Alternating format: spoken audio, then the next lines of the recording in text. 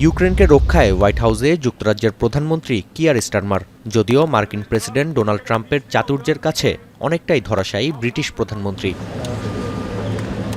ইউক্রেনে দীর্ঘস্থায়ী শান্তির জন্য যুক্তরাষ্ট্রকে নিরাপত্তার নিশ্চয়তা দেওয়ার আহ্বান জানিয়েছিলেন স্টারমার। তবে ট্রাম্পের দাবি, যুক্তরাষ্ট্রের সঙ্গে ইউক্রেনের খনিজ চুক্তি কিয়েভকে মস্কোর বিরুদ্ধে নিরাপত্তার নিশ্চয়তা দেবে।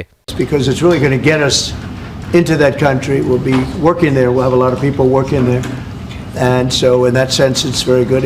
It's a backstop, you could say. I don't think anybody's going to play around if we're there with a lot of workers and having to do with rare earths and other things which we need for our country. তবুও কিয়েভের নিরাপত্তা নিশ্চিতে আপ্রাণ চেষ্টা চালিয়েছেন Starmer. বলেন, Ukraine ও রাশিয়ার মধ্যে শান্তি প্রতিষ্ঠার ক্ষেত্রে আগ্রাসনকারীকে পুরস্কৃত করা ঠিক হবে না। কিয়েভকে সহায়তায় যুক্তরাজ্য কাজ করে যাবে বলেও জানান তিনি।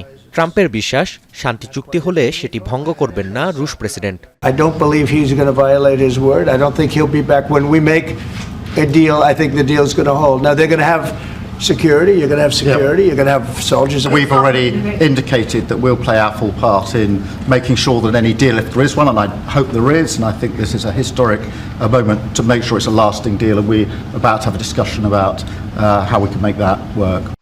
এদিকে দ্বিপক্ষীয় বাণিজ্য চুক্তির বিষয়ে আলোচনার কথা জানিয়েছেন দুদেশের সরকার প্রধান। ট্রাম্পের দাবি, দুই দেশের মধ্যে বাণিজ্য চুক্তি হলে ব্রিটিশ পণ্যে আলাদাভাবে আমদানি শুল্ক আরোপের প্রয়োজন পড়বে না।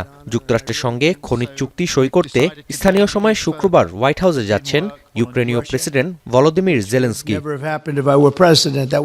নাফিয়া আরমান মনন, এখন বিশ্ব।